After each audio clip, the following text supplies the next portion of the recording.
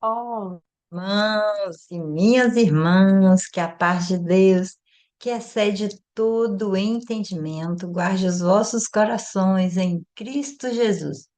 O perigo da murmuração e a fidelidade a Deus. Após deixar o Monte Sinai, o povo de Israel continua sua caminhada pelo deserto em direção à Terra Prometida, embora Deus os conduzisse diariamente com a sua presença e providenciasse alimento, proteção. Os israelitas começam a reclamar das dificuldades da jornada. Hoje, no capítulo de Números que nós vamos ler, que é o capítulo 11, encontramos um episódio marcante da peregrinação no deserto, a murmuração do povo, o desânimo de Moisés diante do peso da liderança, a escolha de 70 anciões para auxiliá-lo e o envio das cordonizes como resposta ao desejo do povo por carne. Vamos à leitura e vamos também parar para pensar em que lições podemos tirar para a nossa vida. E eu sempre digo, não deixe de se inscrever no canal para que você coloque a sua pergunta, os seus aprendizados, as suas dúvidas e também o seu testemunho. Vamos à leitura? Números, capítulo 11. Aconteceu que o povo começou a queixar-se das suas dificuldades aos ouvidos do Senhor. Quando eles ouviu a sua ira, acendeu-se e fogo da parte do Senhor queimou entre eles e consumiu algumas extremidades do acampamento. Então o povo clamou a Moisés e chorou ao Senhor, e o fogo extinguiu-se. Por isso aquele lugar foi chamado de Taberá, porque o fogo da parte do Senhor queimou entre eles. Um bando de estrangeiros que havia no meio deles encheu-se de gula, e até os próprios israelitas tornaram-se a queixar e diziam: Ah, se tivéssemos carne para comer! Nós nos lembramos dos peixes que comiam de graça no Egito, e também dos pepinos, das melancias, dos alhos porós, das cebolas e dos alhos, mas agora perdemos o apetite. Nunca vemos nada a não ser este maná. O maná era como semente de coentro e tinha aparência de resina. O povo saía recolhendo maná nas redondezas e o moía no moinho manual ou socava-o no pilão. Depois cozinhava o maná e com ele fazia bolos. Tinha gosto de bolo amassado com azeite de oliva. Quando o orvalho caía sobre o acampamento à noite, também caía o maná. Moisés ouviu gente de todas as famílias se queixando, cada uma à entrada de sua tenda. Então acendeu-se a ira do Senhor, e isso pareceu mal a Moisés. Ele perguntou ao Senhor: Por que trouxeste este mal sobre o teu servo? Foi por não te agradares de mim que colocaste sobre os meus ombros a responsabilidade de todo esse povo? Por acaso fui eu quem o concebeu? Fui eu quem deu à luz? Por que me pedes para carregá-lo nos braços como uma ama carrega um recém-nascido, para levá-lo à terra que prometeste sobre juramento aos seus antepassados? Onde conseguirei carne para todo esse povo? Eles ficam se queixando contra mim, dizendo: Temos carne para comer. Não posso levar todo esse povo sozinho. Essa responsabilidade é grande demais para mim. Se é assim que vais me tratar, mata-me agora mesmo. Se te agradas de mim, não me deixes ver a minha própria ruína. E o Senhor disse a Moisés: Reúna 70 autoridades de Israel que você sabe que são líderes e supervisores entre o povo. Leve-os à tenda do encontro para que estejam ali com você. Eu descerei e falarei com você, e tirarei do espírito que está sobre você, e o porei sobre eles. Eles o ajudarão na árdua responsabilidade de conduzir o povo, de modo que você não tenha que assumir tudo sozinho. Diga ao povo: Consagrem-se para amanhã, pois vocês comerão carne. O Senhor os ouviu quando se queixaram a ele, dizendo: Ah, se tivéssemos carne para comer, estávamos melhor no Egito. Agora o Senhor dará carne a vocês e vocês a comerão. Vocês não comerão carnes apenas um dia, ou dois, ou cinco, ou 10, ou 20, mas um mês inteiro, até que saia carne pelo nariz de vocês e vocês tenham nojo dela, porque rejeitaram o Senhor que está no meio de vocês. E se queixaram a ele, dizendo: Por que saímos do Egito? Disse, porém, Moisés: Aqui estou eu no meio de 600.000 homens em pé, e dizes: Darei a eles carne para comerem durante um mês inteiro. Será que haveria o suficiente para eles se todos os rebanhos fossem abatidos? Será que haveria o suficiente para eles se todos os peixes do mar fossem apanhados? O Senhor respondeu a Moisés: Estará limitado o poder do Senhor? Agora você verá se a minha palavra se cumprirá ou não. Então Moisés saiu e contou ao povo o que o Senhor tinha dito. Reuniu-se 70 autoridades dentre eles e as dispôs ao redor da tenda. O Senhor desceu na nuvem e lhe falou, e tirou do espírito que estava sobre Moisés e o pôs sobre os 70 autoridades. Quando o espírito veio sobre elas, profetizaram, mas depois nunca mais tornaram a fazê-lo. Entretanto, dois homens chamados Eldade e Medade tinham ficado no acampamento.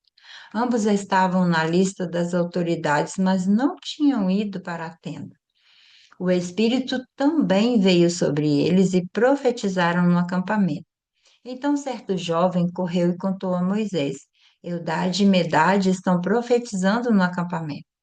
Josué, filho de Num, que desde jovem era auxiliar de Moisés, interferiu e disse: Moisés, meu senhor, proíba-os. Mas Moisés respondeu: Você está com ciúme por mim? Quem dera todo o povo do Senhor fosse profeta e que o Senhor pusesse o seu espírito sobre eles. Então Moisés e as autoridades de Israel voltaram para o acampamento. Depois disso, veio um vento da parte do Senhor que trouxe cordonizes do mar e as fez cair por todo o acampamento, a uma altura de 90 centímetros, espalhando-as em todas as direções, no raio de um dia de caminhada. Durante todo aquele dia, aquela noite, e durante todo o dia seguinte, o povo saiu e recolheu cordonizes. Ninguém recolheu menos de 10 barris. Então, eles as estenderam para secar ao redor de todo o acampamento. Mas, enquanto a carne ainda estava entre os seus dentes e antes que a ingerissem, a ira do Senhor acendeu-se contra o povo e ele o feriu com uma praga terrível. Por isso o lugar foi chamado Quibrote Atavá, porque ali foram enterrados os que tinham sido dominados pela agulha. De Quibrote Atavá, o povo partiu para Azerote e lá ficou. A explicação, a murmuração, desagrada ao Senhor. O povo começou a reclamar das dificuldades durante a caminhada. E sim, a murmuração é um lugar que traz um lugar desafiador em nossa vida. É o lugar de entender que vamos despertar a ira do Senhor. Deus teve ira e ele consumiu muitas pessoas do acampamento com fogo. O lugar recebeu o nome de Taberá, que significa incêndio. Quando escolhemos reclamar, continuamente deixamos de enxergar tudo aquilo que Deus já fez por nós.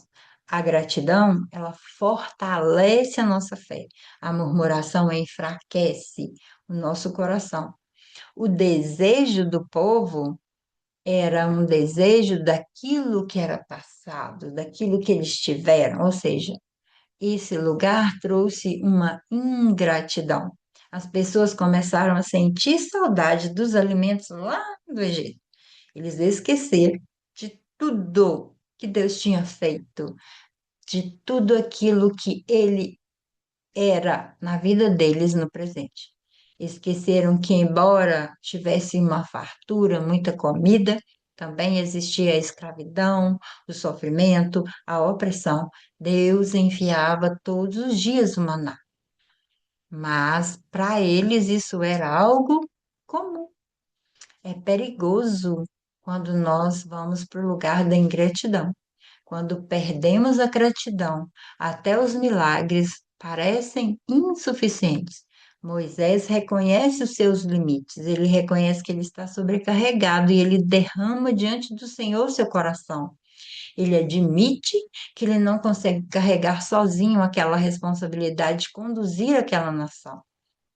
Ele não esconde a sua fraqueza, ele leva isso ao Senhor e ele reconhece que ele precisava de ajuda. Reconhecer nossos limites não é sinal de fraqueza, mas de sabedoria. Deus não espera que façamos tudo sozinho. E nesse lugar, Deus levanta pessoas para compartilhar com Moisés a missão. Deus pede a Moisés que escolha 70 anciãos e reparta com ele, que possa repartir com ele essa responsabilidade. E Deus então vem e coloca sobre ele o Espírito que também estava em Moisés. E eles então profetizam e eles passam a ajudar Moisés na liderança.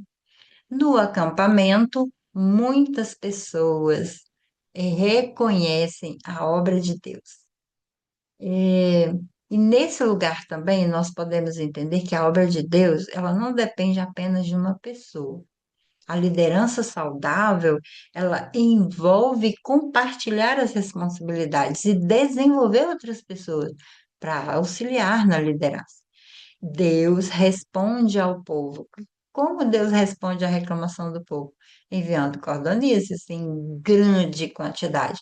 E o povo recolhe tudo que ele precisava. Mas havia aquelas pessoas que eram gulosas, que buscavam além do necessário. E o Deus então vem e intervém também com uma praga, né? Que atinge muitos deles.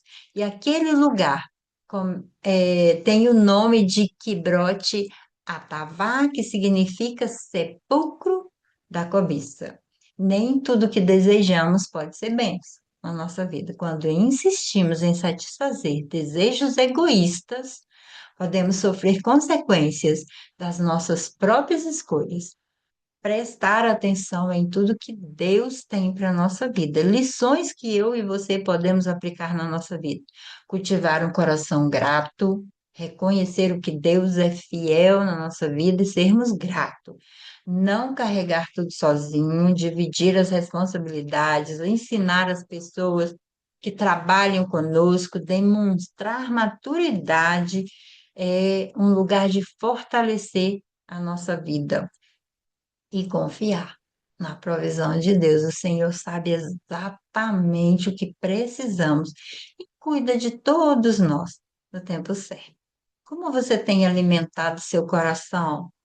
Com a provisão de Deus ou com a murmuração? Isso aqui é um lugar que eu deixo para você eh, refletir. Quais ensinos eu posso aplicar em minha vida? Que o Senhor abençoe sua casa, sua vida, sua família. Todos os dias possamos aprender e crescer no conhecimento, na graça de Cristo. Até nosso próximo momento de leitura da Palavra de Deus.